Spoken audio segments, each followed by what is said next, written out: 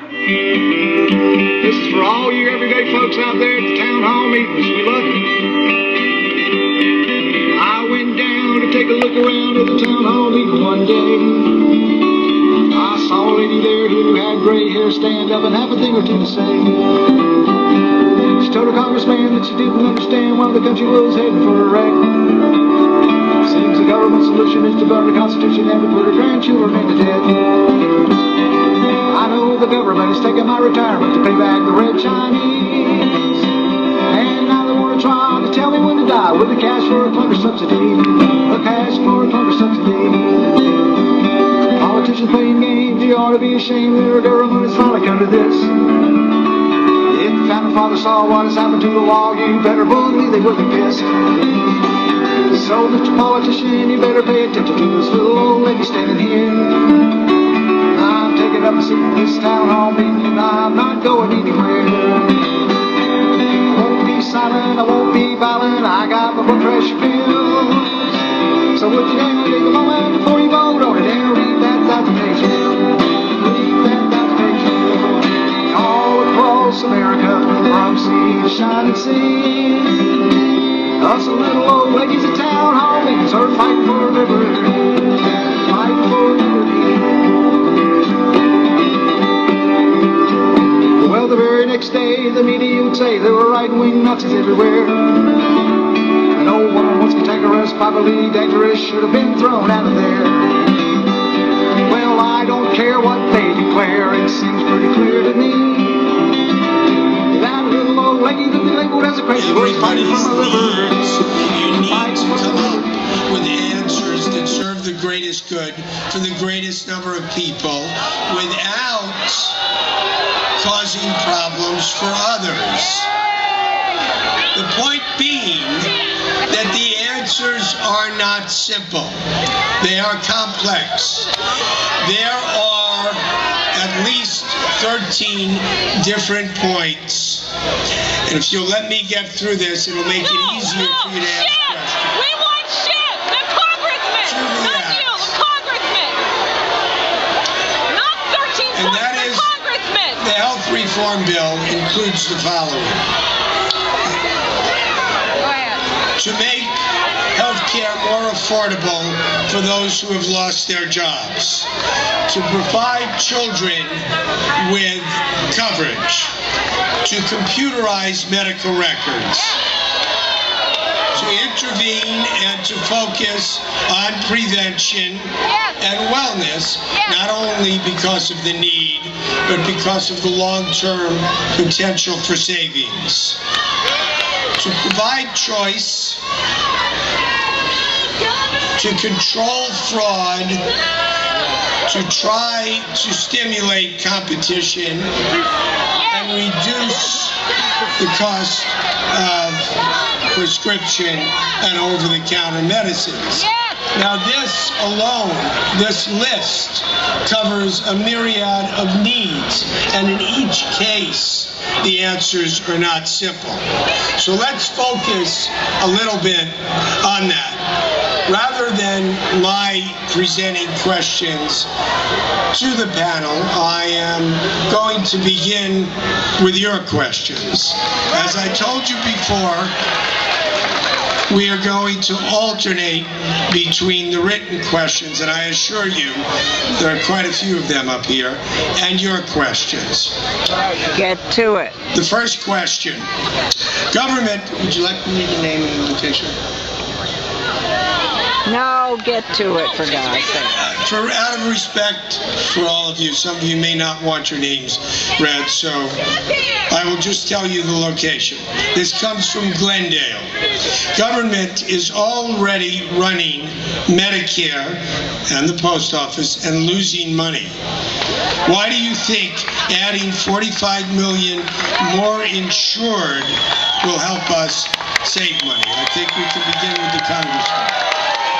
Good question, yeah. Thank you, and that's an excellent question.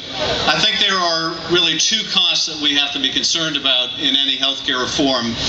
the cost that the government spends on healthcare, which is one form of expenditure, and the cost that all of us as a nation spend on healthcare, which is also a very important expenditure. And it's certainly a legitimate question to ask, if Medicare is running at a deficit, why won't a new government plan run at a deficit? Yeah. And the answer is that we have to do both better. We have to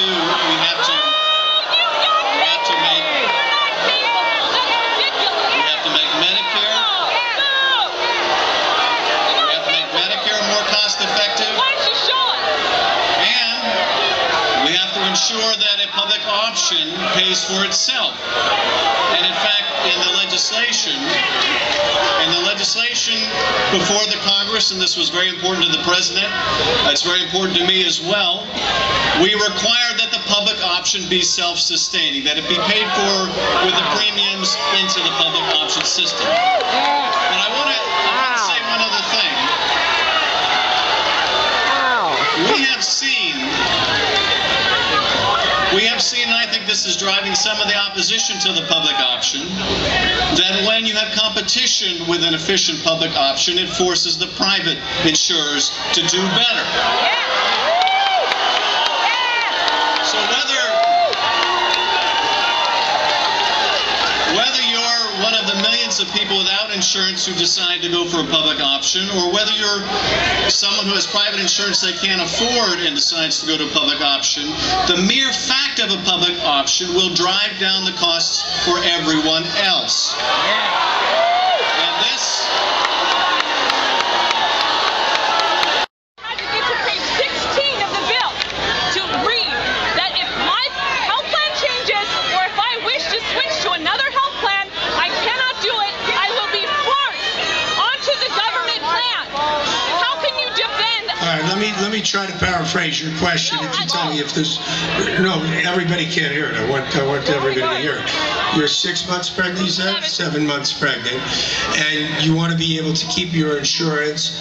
And on page 16 of the bill, I found that if my health plan changes, or if I wish to switch to another health plan, I will be forced onto the government plan. That takes away my freedom of choice. All right, that if your health plan changes, that you will be forced to take the government plan and therefore lose your freedom of choice. Absolutely, it's right here. Let's see what the Congressman has to say about that. I'm only doing that so that everybody can hear what it is you say. Well, first of all, on behalf of the 1,000 or 2,000 people here, let me just say congratulations. We wish you all the best and a healthy, happy delivery. And I'm glad you raised the question, because I think this is one of the popular myths about the bill, that somehow people who are in a private plan that like the private plan they have are going to be forced out of their plan. No, that's not It's simply not the case. That's not the And with all due respect, it's simply not the case. And I realize that this misnomer has gained some currency on the internet, but it's simply not the case. No, that's not my question. What the bill provides, That's not the question. and what the bill guarantees, is if you have a plan that you like, you stay in the plan that you have. But what I do hope is that we can reduce the costs of the plan that you have. So while I appreciate you have a different view, the fact of the matter is, if you read the bill, and I have, there is nothing that forces you out of your plan.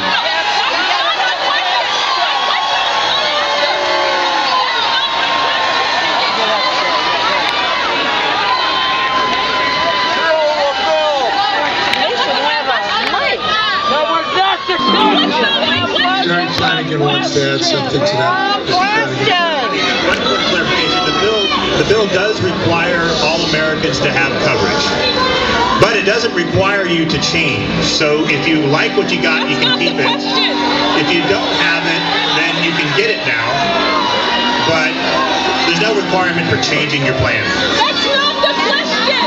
My question wasn't Mr. Flanagan has no agenda about that, I can tell you, so that if it's true that if you have a plan, you can hold on to that.